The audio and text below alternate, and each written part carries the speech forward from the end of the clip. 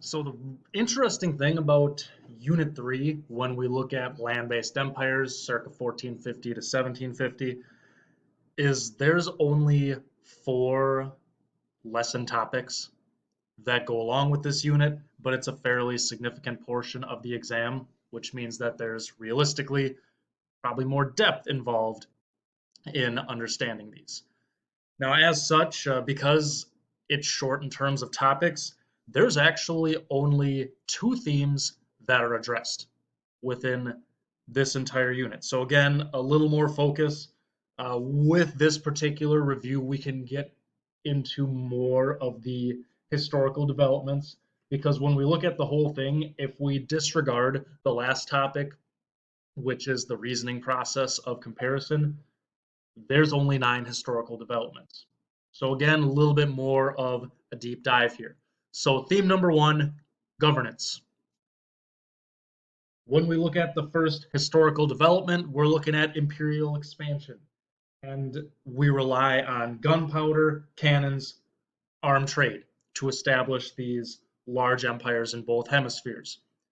Now we got cannons, replica of one of the large cannon that the Ottoman Turks used to lay siege to Constantinople in 1453.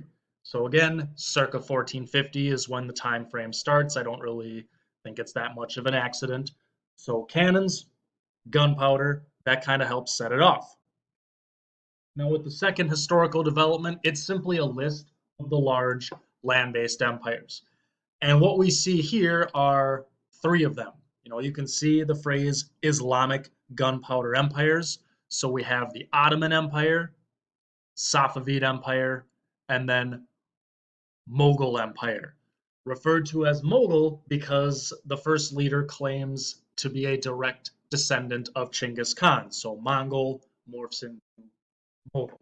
So essentially what we're looking at is India, Persia, because this was the part of the original land of the Persian Empire. And then with the Ottomans, large portions of the old Byzantine or even Roman Empire. Now it's not shown on the map, but the Manchu is also mentioned. So in this time frame, we also do reference China. And then we also want to give a little bit of shout out to the Russians that are a fairly large land-based empire at this time. Finally, we have political, religious disputes lead to rivalries and conflict between states. One of the examples that's illustrated is conflict between the Safavid and Mughal Empire, even though here more of the clashes and battles take place between the Ottomans, Safavids, we'll get to that momentarily. We want to focus on the Safavids and the Mughals. And this was a conflict that took place between 1649 and 1653, mainly dealing with land that was in modern day Afghanistan. Now, the guy who commissioned the building of the Taj Mahal, Shah Jahan, Kandahar was under the control of the Mughal Empire, but it was taken over by a Persian force. So Shah Jahan sends 50,000 troops to capture Kandahar, and a couple of years later, he actually sent his favorite son to sort of finish the job. Now, after a 5-month siege and continually bombarding the walls with cannon fire, they can't get the job done. So in 1653, the Mughal troops retreat. But this simply illustrates how the political rivalries are going to manifest themselves with warfare. So that was topic 3.1, the empires expand. When we look at 3.2, it's all about administration. So what we see here are 2 examples of recruiting and using bureaucratic elites, specifically the development of military professionals as we see on the left. Now these are the janissaries that served within the Ottoman Empire. And remember that these janissaries, as you can see illustrated, are highly trained and skilled in the use of gunpowder weapons.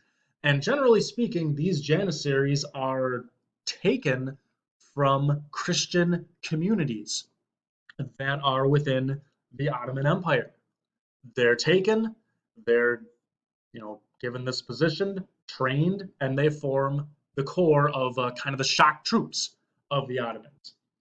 Now, with the salaried samurai, of course, this image is what we think of with the samurai, with the katana sword and the armor ready for battle. Keep in mind that during this time frame, Japan will start to be unified under the Tokugawa shogunate. So if you are one of the daimyo, these feudal lords that has your private army of samurai, you're not really going to need to use them because truthfully, you're not going to be allowed to have a private army. So these samurai need something to do, and this is when they're going to start to transition into an administrative bureaucratic class for Japan. Now, rulers are going to use religious ideas to legitimize their rule, and here we see, well, of course, the happy image of the Mexica practice of human sacrifice. Remember that the Mexica is the phrase that the Aztecs used to describe themselves. That's what they called themselves. Aztec is more of a foreign construct, but continually offering up human sacrifice to appease the sun god. That's how, one way at least, that Aztec rulers justified their right to rule. We also see that monumental architecture was used to this end.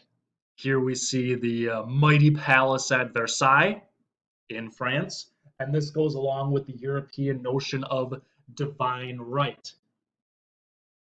King Louis XIV, I am the state, and Versailles was the mighty palace that emphasized this notion. With the Taj Mahal, commissioned by Shah Jahan when his favorite wife died in childbirth. It was meant to be a teardrop on the face of eternity. That's how the Taj Mahal is traditionally described. Beautiful example. I mean, you can see the ornate architecture that's used for it, even some minarets, which are typical of more Islamic architecture. But these are just two ways used to justify rule. And finally, within this particular topic of administration, we see that rulers use different ways to generate revenue for the state. One such example, if we go back to the Western Hemisphere, Mexica tribute lists. The Mexica were very into conquest. They conquered different areas, took them into their domain. Remember, a big part of their warfare was designed to capture their enemies alive so they could be used for sacrifice, which capturing them alive is going to have consequences when the Spanish show up. But this is one example of a tribute list where they would keep a written record of what they collected from different peoples within the empire. So items like bird feathers, jade, different textiles are things that they would collect. So that's all about governance. The first two topics are governance related. Technology and innovation, nada. Humans and the environment, not a thing. Now, cultural development and interactions. We are reminded again that religion is one of the key ideas when we look at CDI. Cultural development is an enormous focus of topic 3.3. We're looking at empires and their belief systems. Now, the first development actually states the Protestant Reformation marked a break with existing Christian traditions, and both the Protestant and Catholic Reformations contributed to the growth of Christianity. So, of course, Protestant Reformation, here's the man of the hour, Martin Luther, famous for his 95 Theses. Remember that the man was extremely pious, had no intention to break away from the church. He simply wanted to reform it. Long story short, didn't quite work out, hence Lutheran faith, named after the man, and numerous Protestant denominations that followed. Now, the second half of that Protestant and Catholic reformations contributed to the growth of Christianity. This is where the Jesuits come into play. Now, to simplify, the thing to understand about the Jesuits is they performed missionary work and they were staunchly opposed to the Protestant Reformation. They did work in spreading the Catholic faith abroad. So here we see that the Jesuits did indeed arrive in China. They arrived in Japan. They essentially are going to have a reach all over the world. Now, the second development gets into the rivalry between the Ottomans and the Safavid, and it intensified the split within Islam between Sunni and Shia. The Ottoman are Sunni, and the Safavid are Shia. That's the big thing to understand. This is primarily a religious dispute, but it does spill over into economics, where you have tensions regarding overland trade route, i.e., the Ottomans are placing large taxes on goods that are traveling through their lands that come from the Safavids. But primarily, it has its core within religious differences. And then finally, we see the development of Sikhism, developing in South Asia in the context of interactions between Hinduism and Islam. So we see this fusion of the Hindu faith and the Islamic faith. And we especially believe that it was the influence of the Islamic Sufis that made this possible. Now, the faith begins through the work of Guru Nanak. Within Sikhism, it's a monotheistic faith. That's the Islamic influence. But Sikhs also believe in the concepts of karma and reincarnation. That's the clear Hindu influence. Now, the image that you see, we have, what are called the 5Ks. Even though technically within the image there's 6Ks, but stay with me on this one. The 5Ks, each of them illustrate the commitment to the Sikh way of life. All right, so we have the bracelet, comb, dagger, uniform shorts, and then uncut hair with turban. These are all meant to be physical representations of one's commitment to Sikhism. Now, very similar to when we took a look at units 1 and 2. Oh, again, of course, economic systems, nope. Social interactions, nope. That's all good. Comparison is the target reasoning process. And the main learning objective here, compare the methods by which various empires increase their influence from 1450 to 1750.